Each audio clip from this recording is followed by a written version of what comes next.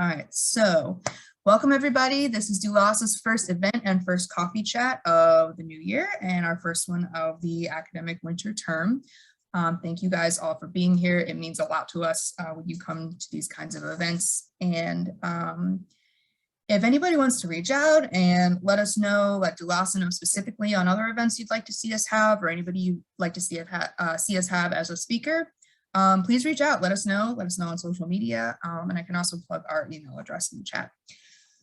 So quick plug about DULASA. We are always looking for new officers, but also just new members in general. We are the graduate student organization here at Drexel for anybody in the LIS program. It is grad students only, but some of the events we host like this, you know, pretty much anybody is welcome to come to these events, and we really appreciate having both undergraduate students as well as people from other universities attend.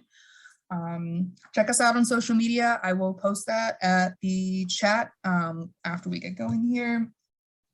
And okay, so the structure of tonight's event, we've got our typical like 8 to 10 questions that we usually ask. I'm going to be moderating, and then once we get through that, we will open up to audience questions. If you guys have any questions that sort of pop up as we're talking about, as we're answering the initial stuff, feel free to put it in the chat. We won't get to it like right that second, but we will get to it, I promise you. So, and just a reminder, these events typically last an hour. We should be done around 8 o'clock unless the discussion is like really going, but yeah, don't expect this to be crazy long. Okay, so without further ado, let us get started. Tonight, we are going to be talking with Molly Kane, who is here with us from the Upper Dublin Public Library. Let me sort of reread your introduction real quick. Scrolling. She is the head of library systems. And she is a Drexel alum herself. You know what, I'll give you the opportunity to tell us a little bit more about yourself. The first question that we typically ask is, where did you get your MLIS from? But since we already know that, if you want to speak about your Drexel experience, anything that comes to mind, that would be great.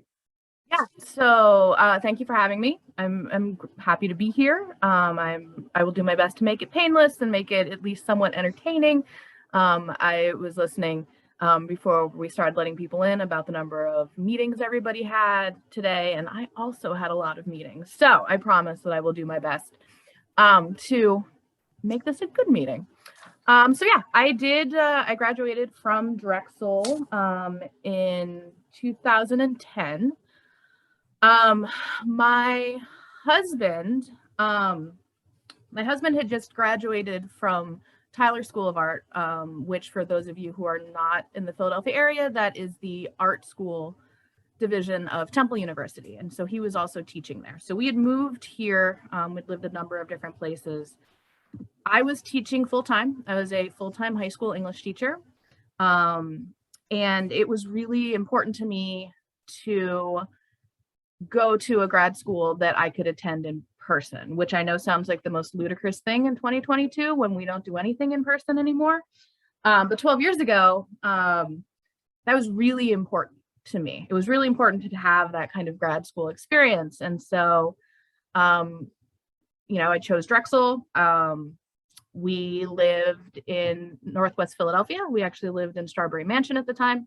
For those of you who are Philadelphia locals, we now live in East Falls.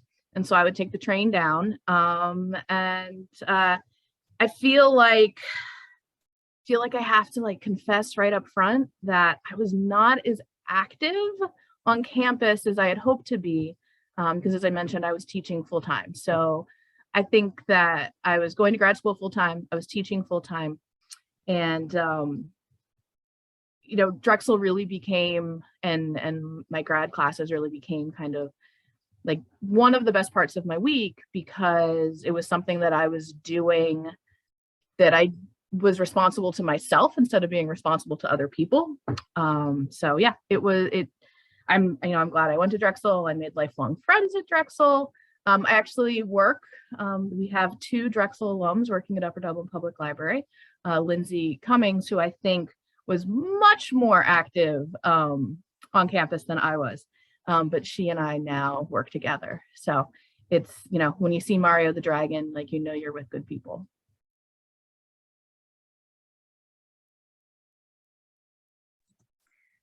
Sure, I unmute myself. Awesome. Thank you so much. Yeah, we find so many times, especially when we get like coffee chat events, like a million people from Drexel that also know each other. So that's really cool. So if you would like to talk, actually, I'm going to mix these questions up a little bit. Was there a specific moment or thing that led you to want to pursue library science? So I've been thinking about that because Ashley sent me the questions ahead of time. And I think it's pretty fair to say that there were a lot of really small things that kind of led me to where I am now. My father, before he retired, was a career professor at Penn State, jazz history, communications. My mother was a school administrator. And growing up, I didn't realize until I was about 7 years old that most people didn't have a library in their home. So, you know, growing up kind of not just immersed in books, but kind of like enmeshed in books. I spent a lot of time in libraries, but I don't think I ever really thought about librarian as a profession. I don't know. I mean, I think when I was really little, I thought I wasn't smart enough to be a librarian. When I was older, I thought I wasn't cool enough to be a librarian. But what I think it really comes down to is that I thought librarians inherently had all of the answers. And for me, it was, you know, books and knowledge and research and all of those things really were a quest to answer questions. And I just thought librarians know everything, and I knew I didn't know everything. But I became a teacher, and when you are a public school teacher in the United States, getting a master's degree, there's no way not to get a master's degree. If you want to continue in your profession, you have to get a master's. And at the time, although I feel differently about this now, at the time I thought that a lot of the options for me were really limiting, right? So I could have become a reading specialist, which would have kind of narrowed the things that I could have done. I could have gone into school administration, and that would have put me into a place I didn't really want to be. And the principal that I was teaching for at Hacker Horsham High School, Dennis Williams, he was like, why are you not thinking about being a librarian? And it really was, it was this true epiphany moment where I was like, oh yeah, that's a thing that I can actually do. Like, that is a thing. And it's funny because from graduating Drexel to where I am today, I have been many different types of librarians already. And, I typically joke that, my poetry professors in undergrad would weep if they knew how much time I spend with technology. But I really think that it really has been a lifetime of just wanting answers. And really, I think librarianship, regardless of what kind of library you work at, is the quest to find answers for yourself and for other people. So I guess that's, a lot of little things added up to where I am today. That's awesome. I really love that. That was a really powerful statement. So moving right along, would you want to talk more about what your grad school experience was like? Is there any like class or maybe a project that you remember really well that kind of stood out for you as valuable? So I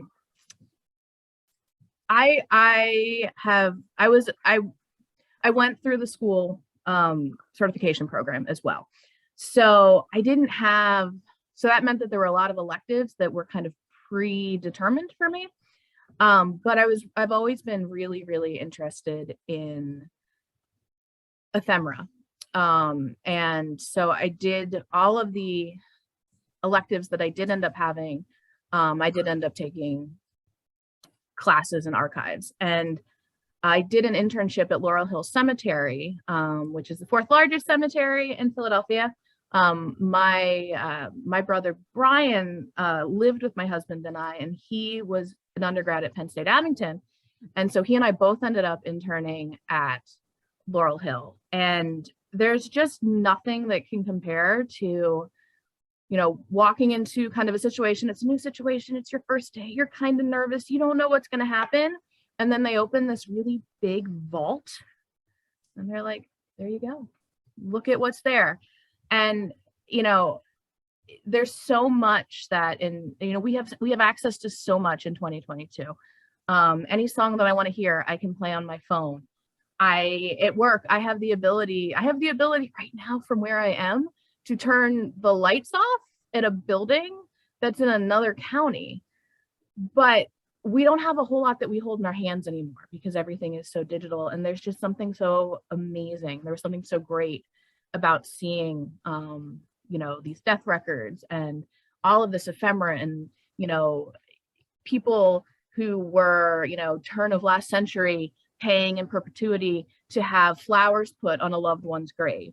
And the fact that you can hold that history in your hand, like, it's great to see it. There are a lot of really great digital collections out there and digitization programs, but to actually hold those things in your hand while wearing gloves, and appropriately, of course, there's just nothing like it. There just really is nothing else like it. I wholeheartedly, I love that you mentioned that, because actually one of our fellow DULASA officers went to a Laurel Hill event recently. She's very into archives, and she took a lot of pictures. And I haven't even experienced this for myself, but I will do a plug for it right now. It was fascinating, the pictures that she showed of some of those death records. And the thing that I thought was the coolest was those massive old keys that they have to mausoleums and crypts, if I'm saying that right there.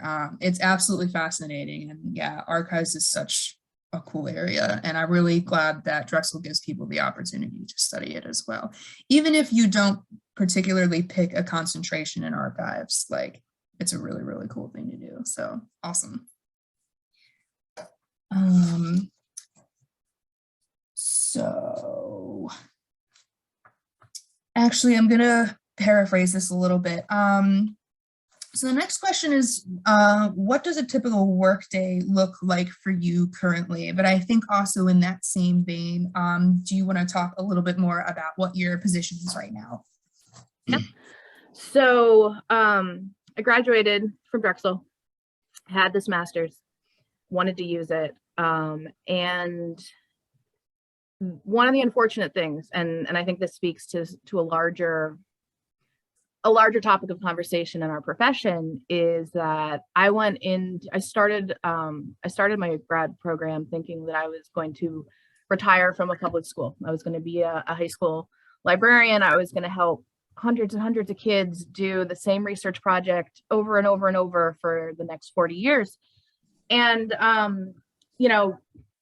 things, we think about the past 2 years, we think about the past decade, things change fast. And when I got out of Drexel, I did almost immediately get a 1-year sabbatical position at a high school as a high school librarian. And it was not great. Like, I'm not gonna lie, it was not great, because I wasn't a teacher, but I also wasn't a librarian. I was a study hall monitor. I had lunch duty. I was in charge of all of these things. And, I knew pretty early on into that year that I wasn't going to cut it as a high school librarian. And so, but one of the things that was kind of remarkable was that the high school that I was working at was directly across the street from Upper Dublin Public Library, and they were going through a renovation. And because of that, they didn't have space for middle school and high school students after school. And so they actually sent their teen librarian across the street. And I got to know her because, of course, we were counterparts, two sides to one coin. And, a position opened up. And when this position opened up at a public library, there's this thing when you're, I don't know, depending on how far along you are in your grad program or in your career as a librarian, moving from one type of library to another type is not something that's done every day, right? Like you know, your experience, even though I personally think that everything is very applicable across types of libraries. And so I was a little nervous. I'd never worked in a public library. I had never volunteered in a public library. I had spent most of my career as teacher. And so I took this position. Like I jumped in, I interviewed, I got the position. And I think, you know, one of the things that had really shaped the next 9 years of my life was in that interview. The director of the library looked at me and she said, "What do you know about 3D printing?" And I looked at her quite honestly and said, "I know nothing, but I'm willing to learn." And I don't think that is the question that earned me, you know, the offer. I don't think that is why they hired me, but I do think that is the interview question that has shaped what my career has become. So I took this position. It was primarily a youth services position. And then in 2015, I got a $21,000 LSTA grant to set up a technology center in the public library. So this was like right before the height of makerspaces. You know, we made a very conscious decision not to call our technology lab a makerspace. We did that because we were worried about the limitations that calling it a makerspace would put on people's feelings about the space, you know? And so we call it the STEAM Lab. We are a library that leans into the A in STEM, which does stand for arts, but we look at it more as design, where it doesn't really matter what you're looking at. It doesn't matter, you know, if you're looking at a computer program, if you're looking at pretty much anything, there's design behind that. And so that's a really valid thing that needs to be encouraged. And so we set up this technology lab.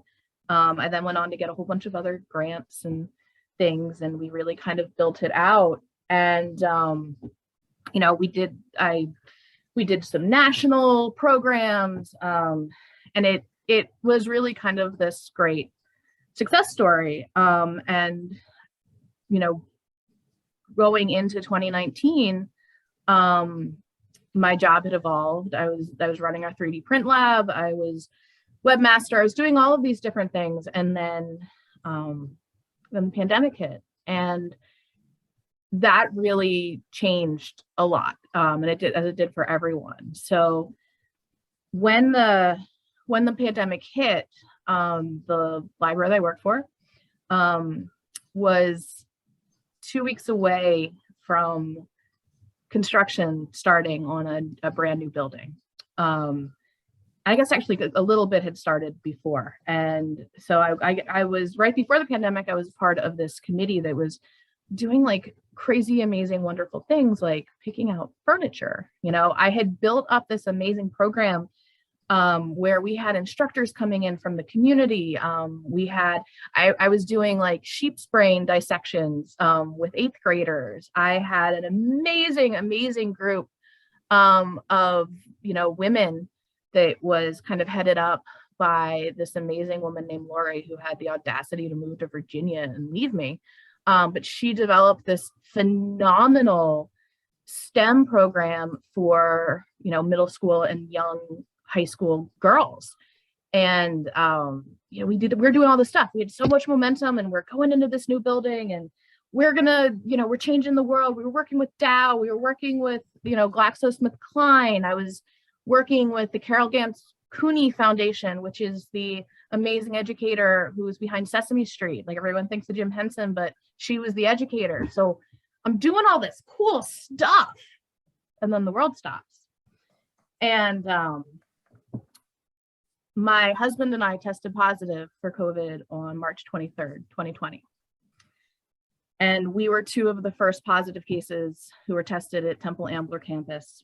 And he had a fairly mild case. I had a pretty severe case. And, you know, it's funny to look at where we are today in January of 2021 and think, you know, so much has changed and maybe nothing has changed. But I think the big difference is that we've had 2 years to acclimate and adapt to what life is like. But back in, April of 2020, I knew from personal experience that this was not going to be great, and we needed to do something. And do you remember this? Do you remember when we weren't allowed to drive? Remember when we weren't allowed to leave the confines of our neighborhoods? And I got permission to go up to the library, and I brought home 2 of our 3D printers. And I was just a very, very small part of a much bigger movement where we made PPE. And it's kind of crazy now in January of 2022 to remember just how imperative it was. And so I brought these printers home. The Friends of the Library they gave me the funds to purchase another printer. So today at my 3D print lab, I manage 6 printers. I managed 6 printers, but I brought it home. And I spent a lot of the spring and early summer mass producing PPE. And again, I was a very, very small part of that. I worked with a group out of Phoenixville with this amazing, innovative, inspirational guy by the name of Shy. And I take no credit at all. It was really him. All I was someone who knew how to process files and print them. And so, coming out of that, not only was I doing that, but I was also one of only a few staff members at the public library who wasn't furloughed.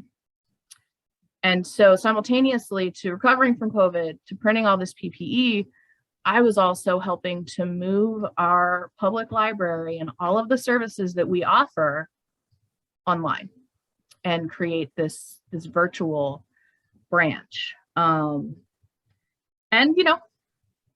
tide comes in, tide comes out. We were able to open the library. I don't know what we did to earn this, but we got a Keystone grant for the new building that actually allowed us to put in the same kind of HVAC and air filtration system that Abington Hospital has before the pandemic. So that was in the works, and everything was ordered and everything was installed before the shutdown happened. So we were able to open pretty early on. We were open back to the public by appointment by Halloween. And so ever since then, we've kind of been figuring out what is it? What does it mean to be a library, not just a public library, but a school library, an academic library, a special library, a medical library? What does it mean? What does library mean now? And so a lot of what I do right now is figure out how to respond to an ever-changing situation. So if I ever have to give an elevator speech about what my job actually is, I think the most succinct way I can describe it is that it is my job to make sure that all of the systems, all of the equipment, all of the software, everything in the cloud, everything everywhere works smoothly so that all of my coworkers are able to spend more time with the patrons, with the public. Because if they can spend less time worrying about, our self-check machines, then that means they have more time to spend one-on-one with someone who is trying to, find a COVID test, that kind of thing. So, and then, because, life never stops throwing you curveballs, Upper Dublin Township was hit directly by a tornado on September 1st of 2021. And it was a direct hit to the township building, to the police station, to the point where right now the only municipal buildings that were not damaged by the tornado were the library and the firehouse. So since September 1st, I have also been working on figuring out how do a library and a police station function in the same building, because we now are the Upper Dublin Public Library and we share space with the Upper Dublin Police Station. How do we help respond to a community who is already reeling from a global pandemic and now has to deal with the devastation of a tornado. And I think that, while, you know what, I've got a whole bunch of 3D print objects over here that I can show everybody, and I've got all kinds of anecdotes and stories. But I think really what it comes down to is, for me, that if there's anything I can put out there, it's libraries have the ability to play a role in communities that no other institutions do. We have the ability to go into places that other institutions just can't.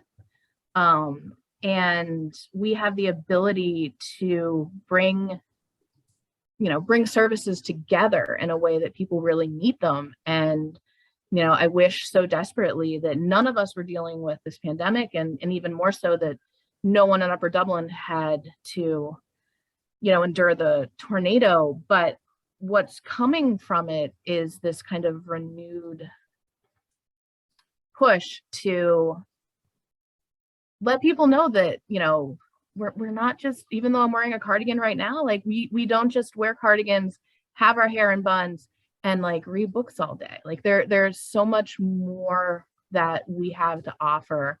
And so much focus is on like, well, let the public know about that. But I really think that it's important to remind the professionals that, what you do has such a great purpose, and you have so much power to really affect change in your community in so many ways. So in terms of my daily day, not the single day looks the same. Today, I attended a leadership meeting. I attended a countywide meeting. I worked on onboarding a new staff member with software. I did some readers advisory. Like it just, you do what you got to do. And yeah, every day is different. Every day is kind of fun. Every day is kind of anxiety inducing. But every day has great purpose.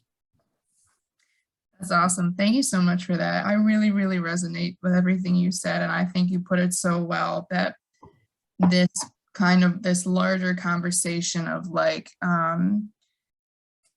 the library is a space, like, what is it? I feel like this conversation has been going on. I remember, like, I started grad school in 2018. So again, before the pandemic, and that conversation was there then, but now with the addition of the pandemic, it's there even more, and it's even bigger, and it's, there's a lot of answers to that. And so, yeah, that was great.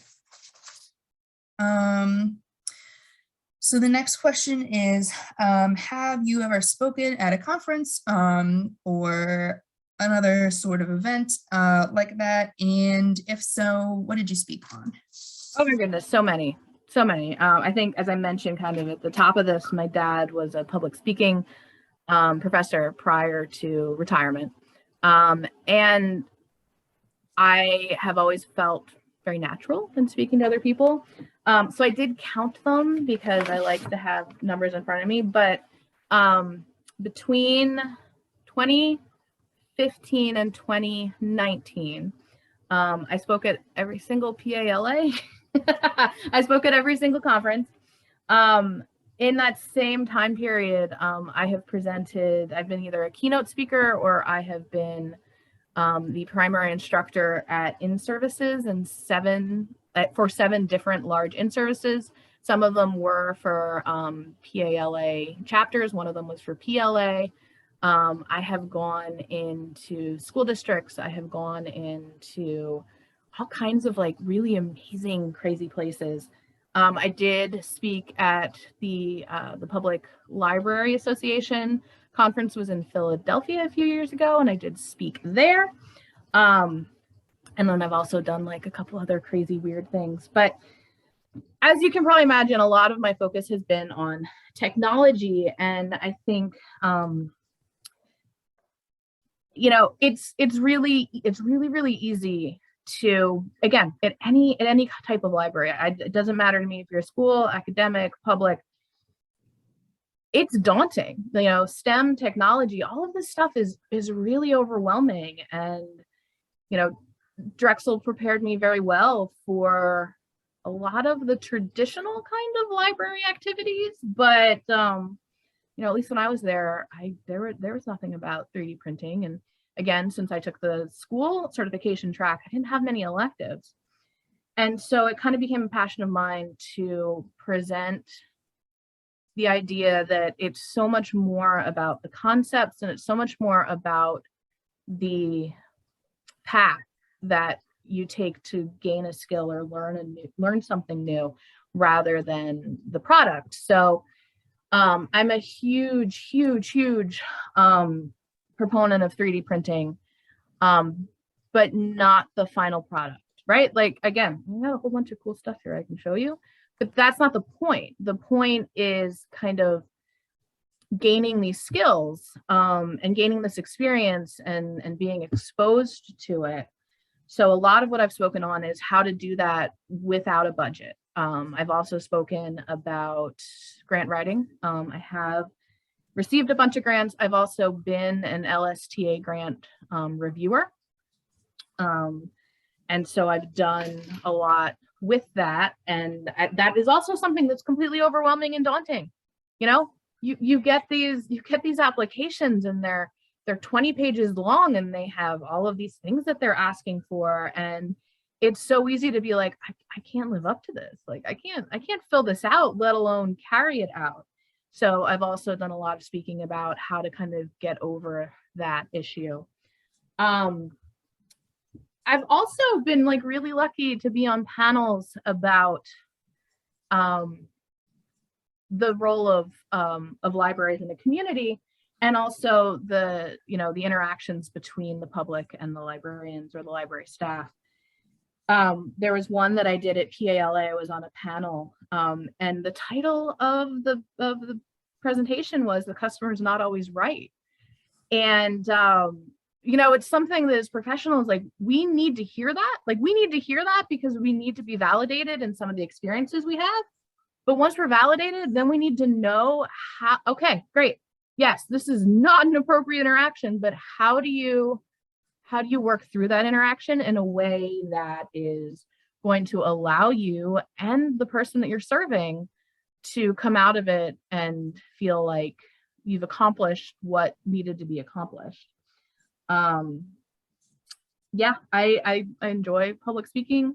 I enjoy like a lot of hands-on stuff. I did an all-day in-service for the Youth Services Librarians of Lancaster County a few years ago. And I needed like 4 carts to drag in all of my stuff. And we basically spent the whole day doing experiments that you could do you could do a workshop for a program for students, for up to 20 students, and do the whole thing for under $30, and we just did that. We just did that all day. And it's like, it's fun. It's so much fun. So I enjoy the like hands-on and kind of stuff. Incredible. That's really cool, that Lancaster County Library specifically, and I may ask you for connections for anyone who might come and speak later, just because I had a lot of friends grow up in Lancaster and used to go to some community events there, and that's a great idea. Yeah. So really quick, this is kind of, similar to the last question, but have you ever published anything? Have you ever published an article in a journal, or even like an ALA magazine kind of thing?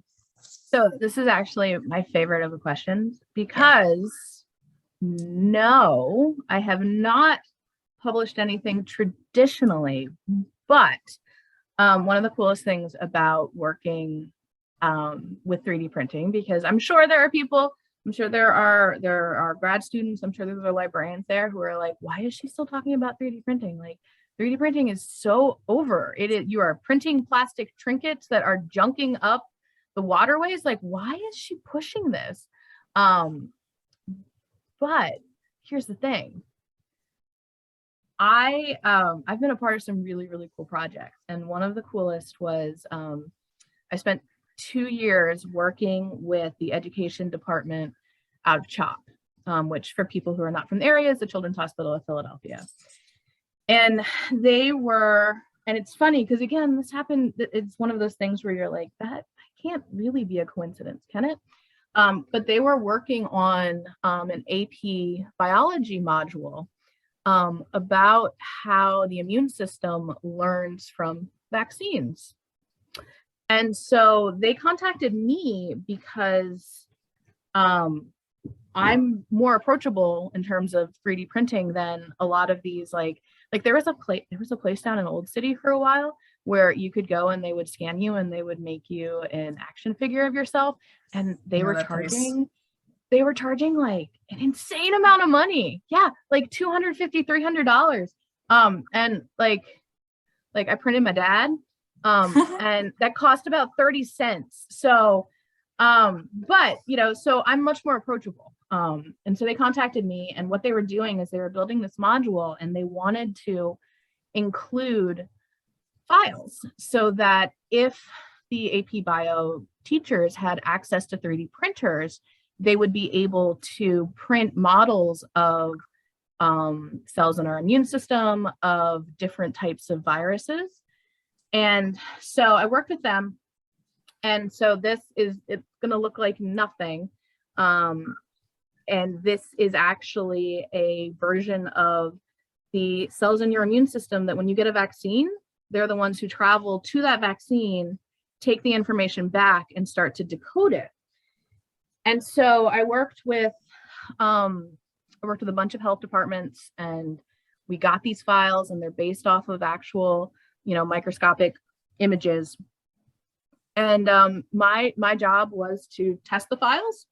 My job was then also to come up with the instructions. So, 3D printers, just like a regular paper printer, it's only as smart as what you put into it. And, in the same way, if you're printing out a really big spreadsheet, how are you gonna lay out the page breaks, like all of that stuff? You have to do the same thing with the 3D printer. So, so my one publishing credit is based on being able to design really easy to follow instructions for high school teachers to print copies of viruses and immune system cells. So I do write. There are other things that I've published in other places, but really that's the one I'm most proud of. So that's incredible, and thanks for showing that model, because that was so cool. That was really, really awesome, and you should be proud. So my last question here for this portion is, what advice do you have to those of us who are maybe finishing up grad school or just entering the field of LIS? So the last question was my favorite question, but this is the question I've thought the most about. And I think there's a couple things. I think probably the most practical thing I can say has to do with grant writing. And it really has to do with, having confidence in yourself. And so having received numerous grants, having sat, as I said, on the LSTA grant review board, if you ever had a class in an American public high school, it was a language arts class, and they talked to you about the 5-paragraph essay, that's really all you need to write a successful grant. And that's oversimplification, of course, but the bottom line is that, I've read, at this point, I've read a couple hundred grant applications, and the thing that sets every single application that is received, that I have been a part of the committee of, that's received funding, is that they have a clear idea of what they want to do. So you've got your thesis. They give really, really clear examples, very specific ones. It is always much better when you're writing a grant to give fewer specifics, as long as they're super specific, than a lot of generalities. So, if you want to set up a technology lab, one of the things that I did was I picked 5 different focuses, right? So instead of just saying, I want to start a technology lab to introduce students to an array, okay, great, but what have you really thought through what that is? As opposed to, okay, we're going to do 3D printing, we are going to do digital design, we are going to do circuitry, we are going to focus on sewing, We are going to do coding and robotics, and here's what we're going to do with it. And yeah, I mean, that shows not just that you've really thought about it, but it shows follow through. It shows that you know what you're going to do. And so really, I know it's overwhelming, and I know that it can be kind of a daunting process, but trust yourself. You know, if you've made it through grad school, you have written enough pieces to be able to write a successful grant. A little less maybe practical, but I think that it's really important, is the idea that you as librarians have this amazing ability to get into places and go places that not everybody can go. And it's really important to make connections, not just with other librarians, but with other community resources, with other people in the community. So, you know, a lot of what I do actually for my job, and to be fair, this is kind of a unique thing, but I work really closely with the police department. I work really closely with our facilities department, and I work with schools. I work with, you know, all kinds of, like, you know, religious institutions. And sometimes we can't see outside of the stacks.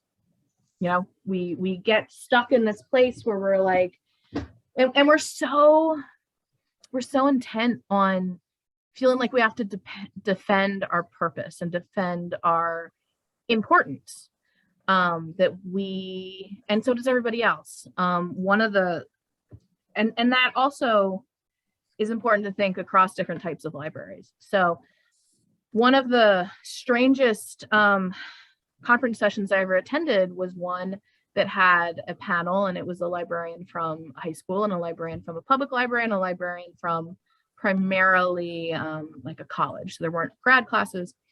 And it was supposed to be this thing where everybody was supposed to come together and talk about, well, you know, how do we, when you look at the life cycle of a library user, like most of them are going to go from, you know, high school to college, and then you've got public library. And so the whole purpose of the session was to talk about how we could serve the same population, because we have the same populations, we have the same goals.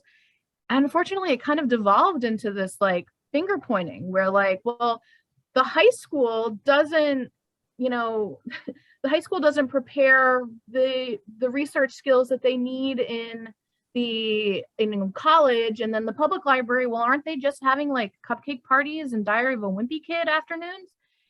And I was the only person in the room who had worked in two different types of libraries. And there's so much that we can do for each other, and to not forget that when it comes down to it, when people hear the word librarian, they don't know that there's nuance. They don't even know that there's difference, let alone nuance. They hear librarian and they see it as, this is somebody who's going to help me get books. They don't care. So why aren't we working more together? And then the third thing is, along with that, outside of our world, people have ideas about what libraries are and librarians are. And the best thing that you can do for, in my mind, one of the best things you can do for your mental health and for your confidence level is to come up with an answer to the questions that it doesn't matter if you are a med school librarian, if you are a librarian in a kindergarten center, or if you are a cataloger in a public library. As soon as you hear library, as soon as people hear librarian, they're going to be like, well, why do we need libraries? We have Google. Or things like, well, you know, don't you just sit around and read all day? And those, it's really easy to get defensive. But then there's the other questions that, or the other statements that it's also good to have a response to. Things like, I don't like to read, I'm sorry. And these are the things that, you know, we hear them and we respond either defensively, if they're like, there's no point in your job. What do you mean you went to grad school? Why do you need to go to grad school to be a librarian?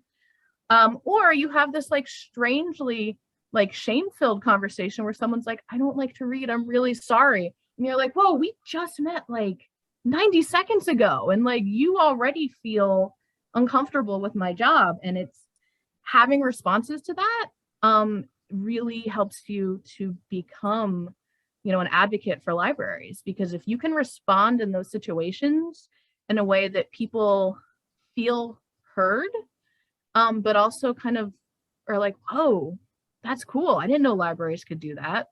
You know, you're really forwarding the profession for all of us, because the bottom line is there are times where we have to defend our existence, and you know, the more that we can make connections, the easier that is for everybody. So those are my 3 pieces of advice, or take them as they are, but yes, those are my 3 suggestions. Thank you so much for that. And I resonate with that too. I worked really briefly with the Free Library of Philadelphia, and that was like my one time in a public library as opposed to all this other time in like academic libraries. And I think a couple other people who are here also can relate from going to public or academic or back. And it's, yeah, that really solidified. You need to have multiple answers to the question or whatever response you get when people talk about that. And yeah, and it's important. To the good responses too, because sometimes it surprised me how some people actually really, really love librarians. I'm always ready to be that defensive person. Yeah, Totally. and those are the times that like get you through the day. Those Yeah. are the times when, those are the times that get you through the day and are, you know, real clear reminder of like, we do good work. We all do good work. It's awesome being a librarian. Mm-hmm. Absolutely. All right, we are making good time. We have just a little under 10 minutes to open time up for audience questions. So if anybody has any questions that you want to ask, feel free to put them in the chat actually, as opposed to saying them aloud, because then that way everybody can, who's on here can see them. And then of course, we'll read them aloud for people that are watching this as a recording in the future.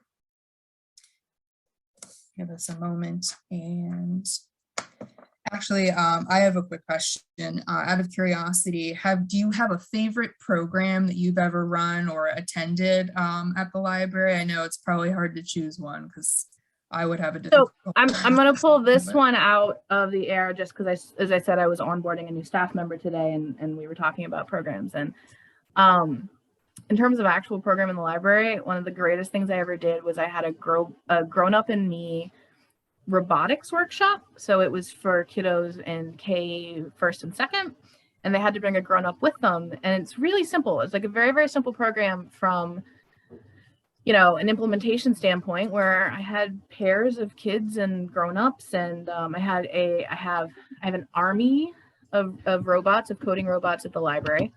And basically you brought your grown-up and you picked a robot, and the only thing you had to do was figure out how to get your robot from point A to point B.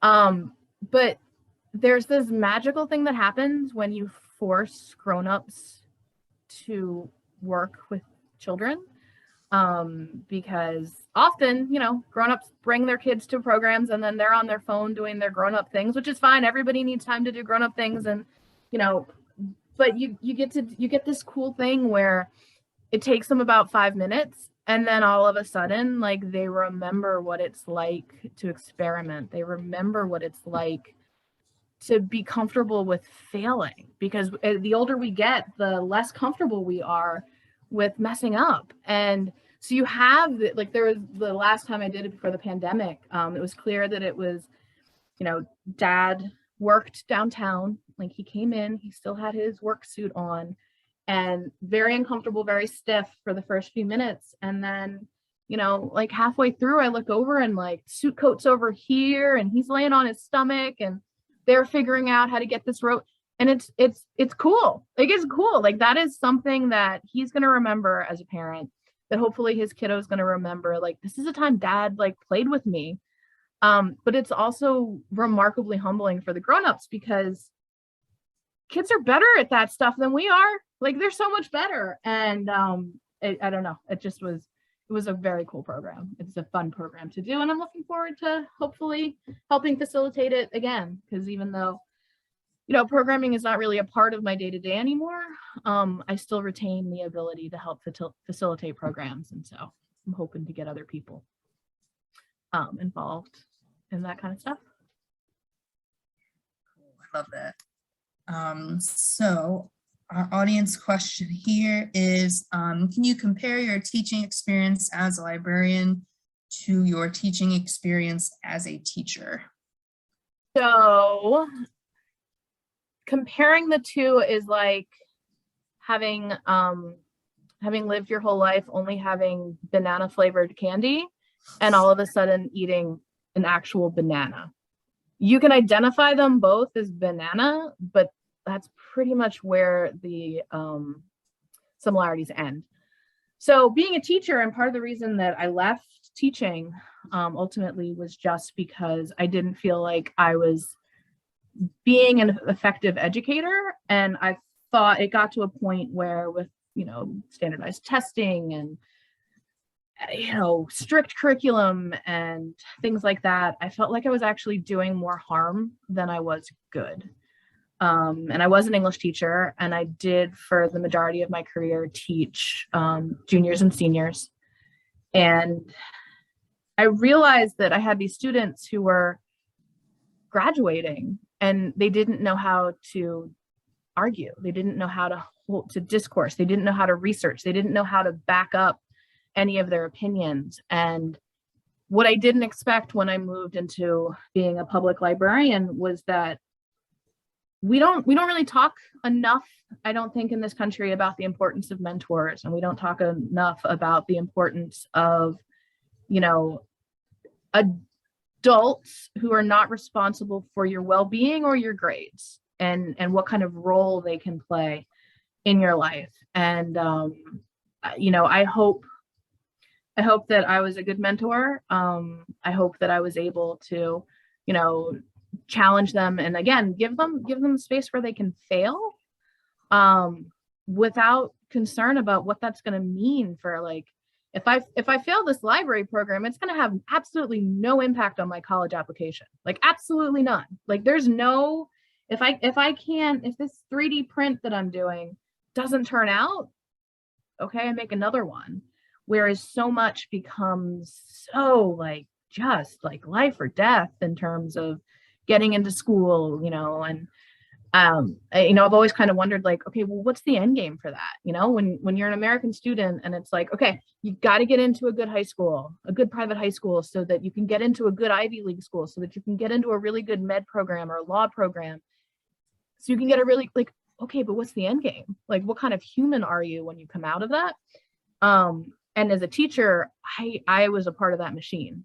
As a librarian, I can be like, hey, you want to play with this? You want to take this apart and see what happens? Or, hey, you want to read this, like, you know, werewolf romance series? Like, totally awesome. You don't have to read Beowulf. Like, here, these werewolves are making out. Like, that's awesome. Like, and you get to be a positive influence, hopefully, in their lives. But you're still teaching and you're still imparting, you know, lessons and skills and all of that stuff. So I would much rather have an actual banana than banana candy. And I will never go back to teaching in a traditional sense, but I hope in some ways that I'm always a teacher as a librarian.